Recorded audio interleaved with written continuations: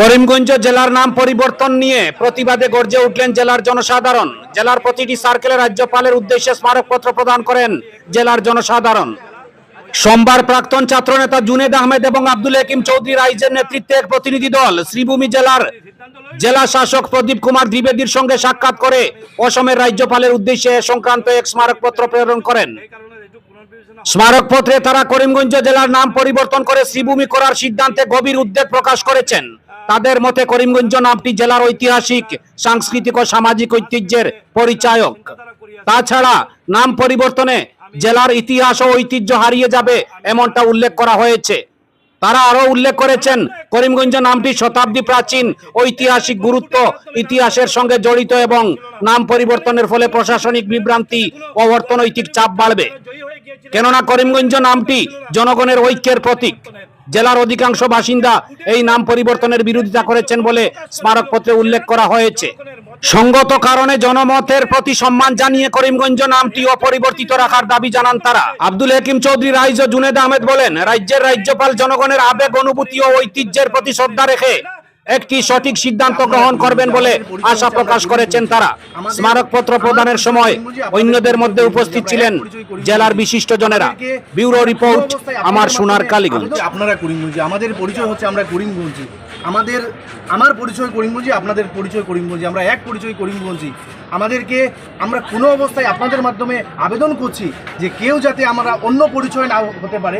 হয়তো কেউ চেষ্টা করছে যে আমি মুসলমান, আমি হিন্দু, এই পরিচয়, কিন্তু ওটা হচ্ছে যে আজকে যদি দেখেন, যদি গুয়াহাটি থেকে করিমগঞ্জে আসতে হয় তাহলে এই রাস্তায় বাই রোড আসতে পারবেন না, ট্রেন ক্যান্সেল হচ্ছে। এই যে নাম পরিবর্তনের ফলে প্রত্যেকের ভোটার কার্ড, রেশন কার্ড, বিভিন্ন কার্ড আমরা পরিবর্তন করতে হবে, এনআরসি পরিবর্তন করতে হবে।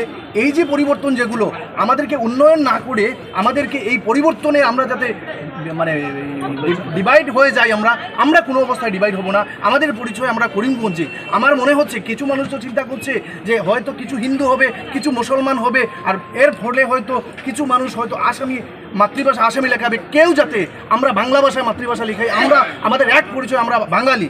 কেউ যে এই শ্রীভূমি আর করিমগঞ্জকে দিয়ে আমাদেরকে কেউ দ্বিধা বিভক্ত করতে পারবে না। আমরা সবাই এক, এবং আমরা গণতান্ত্রিক পদ্ধতিতে সবার মত যদি নিয়ে এই শ্রীভূমিও হতো তাহলে আমাদের কোনো প্রতিবাদ থাকতো না। কিন্তু আজকে আমাদের আক্ষেপ হচ্ছে কাউকে না জানিয়ে আজকে করিমগঞ্জের মানুষ, ওটা দাবি নয়, ওটা আমাদের দাবি নয়, ওটা গণভোটের প্রয়োজন। যদি কেউ বলে ওটা হবে, আমরা বাঙালিরা চাই যে গণভোট হোক। আমাদের রবীন্দ্রনাথকে এসে বলেছিলেন যে ওখানে নাম হয়ে যাক, আজকে রবীন্দ্রনাথকে ওখানে আবার জড়ানো হচ্ছে। আমরা রবীন্দ্রনাথ হচ্ছে আমাদের সবার বিশ্বগুরু, শ্রদ্ধেয় ব্যক্তিত্ব। আমরা রবীন্দ্রনাথকে নিয়ে কেউ রাজনীতি করুক আমরা চাই না। আমাদের পরিচয় আমরা বাঙালি, আমরা বাঙালি হিসাবে থাকতে চাই, আমাদেরকে সুযোগ দেওয়া হবে। মহোদয়কে আমরা একটা স্মারকলিপি প্রেরণ করেছি, মেমোরেন্ডাম দিয়েছি। এটার লক্ষ্য হচ্ছে যে শত শত বছরের ঐতিহ্যপূর্ণ একটি জেলার নাম পরিবর্তন করা হয়েছে, এটা পুনর্বিবেচনা করার জন্য আমরা এটা দাবি রেখেছি। এটা করিমগঞ্জ জেলার আপামর মানুষের পক্ষে, সাধারণ মানুষের, জেলাবাসীর পক্ষ থেকে কয়েক শত সিগনেচার দিয়ে বিভিন্ন সার্কুল অফিসের সঙ্গে সামঞ্জস্য রেখে প্রত্যেকটি সার্কুলে একই সময় জনগণের পক্ষ থেকে জনগণ এই মেমোরেন্ডাম দিয়েছে। তৎসঙ্গে আমরা জেলাধিপতির মাধ্যমে আমরা রাজ্যপালের কাছে এই দাবি জানিয়েছি। আশা রাখি আমাদের এই দাবি বিবেচনা হবে। প্রতিলিপি হিসাবে আমরা কপি টু সিএম, করসপন্ডেন্ট, যতগুলা কনসার্ন অথরিটি আছে ওনাদেরকেও দিয়েছি। আপনাদের সম্মুখে করিমগঞ্জের জেলাবাসীর এই জেলার এক নাগরিক হিসাবে আমরা সবাই এটুকুই বলতে পারি যে ক্যাবিনেট সিদ্ধান্তের মাধ্যমে, ক্যাবিনেটের সিদ্ধান্ত নেওয়া হয়েছে করিমগঞ্জ জেলার নাম পরিবর্তনে। দুর্ভাগ্যবশত সেই ক্যাবিনেটে করিমগঞ্জ জেলার একজনও প্রতিনিধি ছিল না। আর সেই ক্যাবিনেটের ইতিহাস জানা নেই যে এই করিমগঞ্জের স্বাধীনতা যে সময় হয়েছিল দেশের, সেই স্বাধীনতার সময় এই করিমগঞ্জের মাটিতে অন্য পতাকা ঝুলছিল। এই করিমগঞ্জের লোক ওনাদের কর্মতৎপরতা, ওনাদের ত্যাগ তিতিক্ষা এবং ওনাদের বলিদানের মাধ্যমে এই করিমগঞ্জ ভারতবর্ষের মানচিত্রের ভিতরে এসেছে।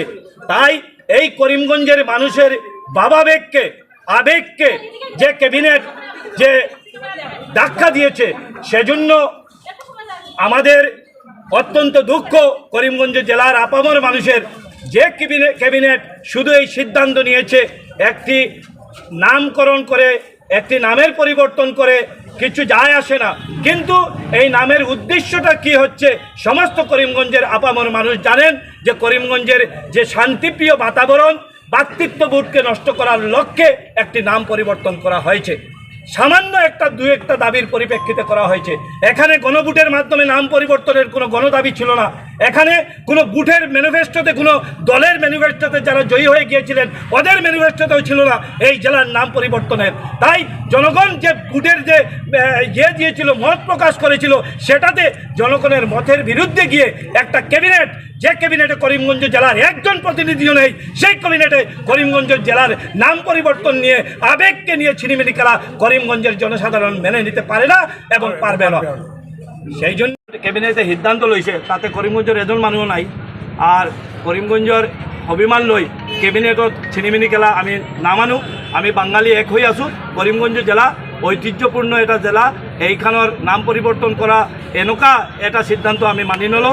এই সিদ্ধান্ত লৈ লৈছে গভর্নমেন্টে, এইটো পুনর্বিবেচনা করার কারণত আমি রাজ্যপালের সন্মুখত এখন স্মারকলিপি প্রেরণ কৰিছোঁ। এই কারণে এইটো পুনর্বিবেচনা হ'ব লাগে। এই কারণত আমি মেমোরেন্ডাম থ্ৰু ডেপুটি কমিশনার আমি দিছোঁ। এইটো লৈ আমি আগতে আমি সাধারণ মানুষ করিমগঞ্জ জেলার মাস পিপুলে এটা চিন্তাধারা কৰি আছে। এইটোৰ মাধ্যমত আমি কাৰ্যসূচী আমি আৰম্ভ কৰিলোঁ। ঠিক আছে।